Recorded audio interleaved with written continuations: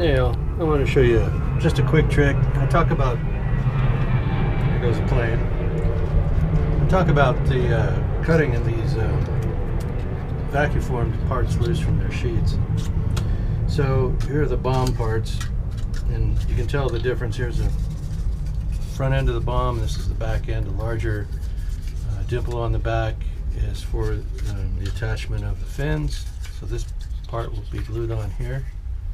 You see I've already removed this one from the plastic, and it's a nice clean removal. And here's how I do these parts. Anything that's got a flat bottom like this, you know, that is, it could be round, but if it's something really with an odd shape to it, but it's flat on the bottom, you just take some, what is this, 80 grit, and just start sanding.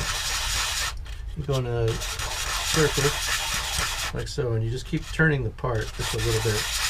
And the reason you want to keep turning the part is that the downforce of your hand is uneven. It might be you're pressing a little bit to one side or the other. So by turning the pan, turning the part, just like rotating the pan on your stove to keep even temperature in the pan. I don't know if you're into the cooking thing, but anyway, you just keep rotating it a little bit, you know, a quarter turn after a couple of swipes with the sandpaper here.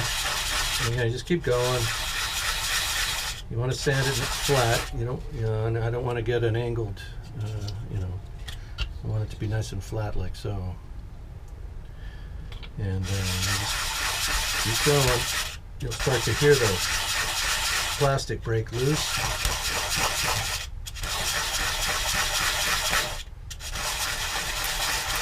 Yeah, there it is, starting to break loose. So you can see how that's coming through. Oh, I did split this one. I was pressing too hard. We'll see what happens when I get. So you don't want to press down hard. You just want to let the sandpaper do the work. And I got a little carried away. A little too rough with the part, so I'll have to repair it. But you can see, well, you can't see my point at all because I pretty much destroyed the part. Being a little too zealous. Anyway, I'll show you how we fix all that up. Maybe that's what this video is going to be about. So, so typical. All right, I'm not gonna let it bother me. As you can tell, I'm already over it. And then you can, you know, just by applying a little bit of opposite pressure, uplifting pressure, the part will come clear. These areas where we've sanded through the material at the connection will just come loose, except for this area here where it's split on me. So at that point we'll just have to draw the knife across that line. Now that the plastic's very thin, we just go right through it. So as a rule, this is the best way to separate these smaller parts. I'm going to show you, I guess I'll show you how I'm going to fix this, restructure the area that got torn. First I want to clean up just a little bit of, I apologize, I got a little bit of a shake here. I was, anytime I do a lot of yard work, and oh, look at that, that's getting worse. I end up with a bit of a shake. Thumb is just not going to calm down. Let's do it this way. All right, because that's, you know, that's unsettling to view. And there we go. We just clean up the tips of these corners where it broke away. And now, so I'm going to use the same material we just broke loose. And I'm just going to lay some quick patches in here. So I'm going to cut this into strips, just wide enough to cover the, there we go, just wide enough to cover the crack that I made. And we'll use the liquid cement. I'm going to try to get my hands to calm down a little bit. This is a recent development, and it's only, like I said, when I'm exerting a lot of energy. And for me, you know, anytime I do any yard work at all, it doesn't take much anymore for it to be overexertion.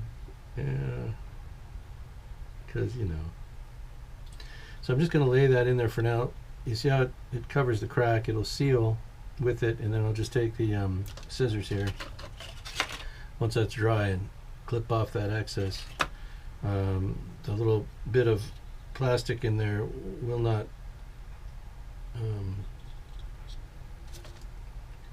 you know, it won't really show, and I'll show you what else I was going to do with these parts to complete them. And that was basically I'm just going to cut a square of material, balsa, to fill this, and then use the 1/16 strip material. Just cut little sections off to fill these fins, or I could just fill them with putty. I'll probably just do that now that I've said it, because that sounds a lot easier. But I don't want to fill all this whole cavity with putty, and it might shrink, even though it's shrink-free spackle. It might. But if I lay just that little square of balsa here, and then use filler just on the fins, I think we'll be all right that way. So that's what we'll do. That makes more sense, I think. Move this over a little bit so it's covering that crack. So I think it's shifted. No, that's okay. Yeah, it shifted just a little bit while I was jibber-jabbering.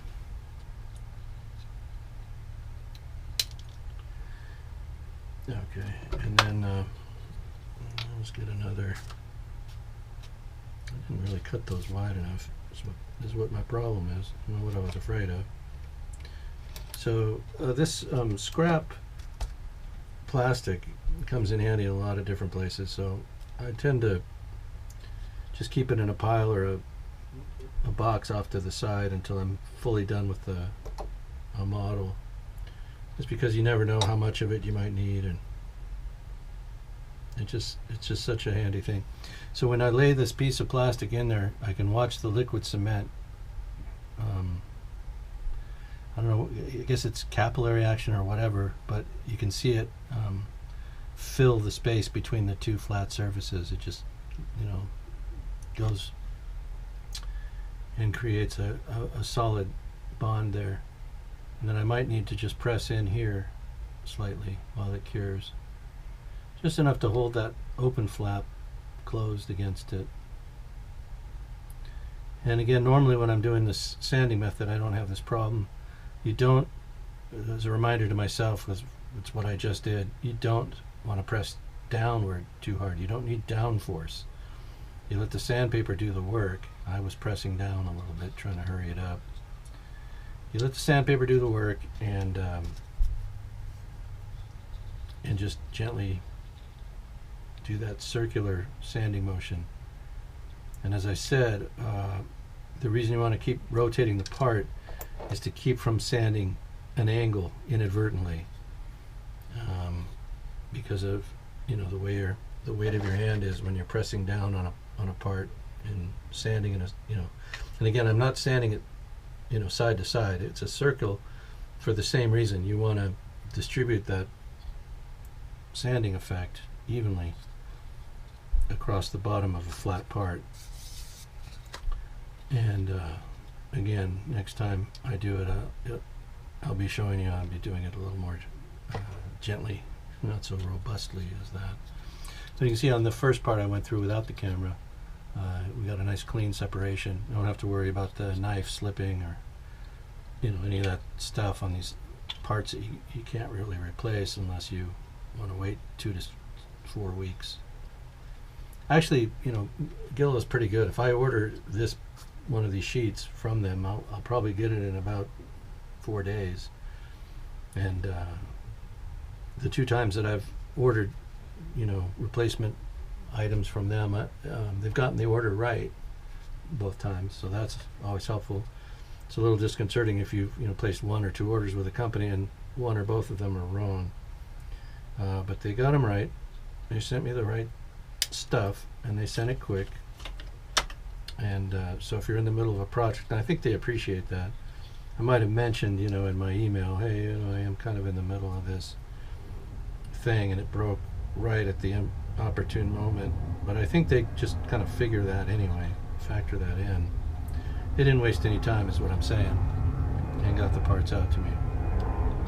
All right, so we've got our patch in there, 2 of them, 2 places where it split. And, you know, once this is painted up and I get that piece of filler in here with the spackle, you'll never know that that had happened. And well, that's the whole idea of a fix, isn't it? Fixing something. You know, the first idea is not to break it in the first place. The second is, if you're going to fix it, you know, do it right so you can't even tell, as best you can. You can't even tell a part was damaged. And I think we got pretty close. I did let that strip wander just a bit, and here at the top it slipped just off of the crack. So what I think I'll do, where did I just put that adhesive? Here we go. I'll just put another drop of this on the outside of the part and let it do its melting trick and see if that doesn't close it up. Okie doke. This stuff is a powerful smell. I got the fans going here. You know, you don't ever want to use stuff like this without ventilation and a pretty strong fan, steady fan blowing across it. Keep that to a minimum, you know, unless you're going to wear a mask, which is probably even better. I don't like the mask because they create an irritation for me. I end up with a bigger problem, or at least for me. I do skin rashes. No joke. All right, well, this part just volunteered to be the bottom of our situation, so let's go ahead and do that. So what I'm going to do here, I want to make a square, so I'm just going to trace the sides where it's straight. I'm not going to bother tracing around the fins.